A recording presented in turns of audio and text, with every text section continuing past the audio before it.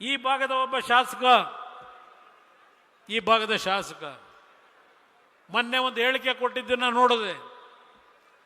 ನಾನು ಬಿಜೆಪಿಗೆ ಹೋಗಬೇಕಾದರೂ ಚುನಾವಣೆಗೆ ನಿಲ್ತೇನೆ, ಕಾಂಗ್ರೆಸ್ಸಿಂದ ಬೇಕಾದರೂ ಚುನಾವಣೆಗೆ ನಿಲ್ತೇನೆ, ಆದರೆ ಜನತಾದಳದ ಹೆಸರನ್ನ ಹೇಳಲಿಕ್ಕೆ ಸಾಧ್ಯ ಇಲ್ಲ. ಯಾಕೆ ಅಂದರೆ ಜನತಾದಳ ಮಾರಾಟದ ವಸ್ತು ಅಲ್ಲ.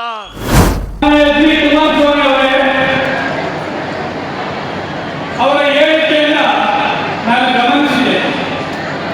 ನನ್ನ ಕ್ಷೇತ್ರದ ಕೊಂಗಡದಲ್ಲಿ ಸಮಾವೇಶ ಮಾಡಿದ್ದಾರೆ. ನನ್ನ ಬಗ್ಗೆ ಮಾನ್ಯ ಕುಮಾರಸ್ವಾಮಿ ಅವರು ಪ್ರಸ್ತಾವ ಮಾಡಿದ್ದಾರೆ. ಜೆಡಿಎಸ್ ಪಕ್ಷ ಮಾರಾಟಕ್ಕೆ ಇಲ್ಲ ಎಂದಿದ್ದಾರೆ. ಬಹಳ ಸಂತೋಷ. ಮಾನ್ಯ ಕುಮಾರಸ್ವಾಮಿ ಅವರೇ, ನೀವು ಕೇಂದ್ರದ ಸಚಿವರಾಗಿದ್ದೀರಿ, ಆದರೆ ಅದಕ್ಕೆ ತಕ್ಕಂತೆ ತೂಕದ ಮಾತಾಡಬೇಕಲ್ಲವೇ?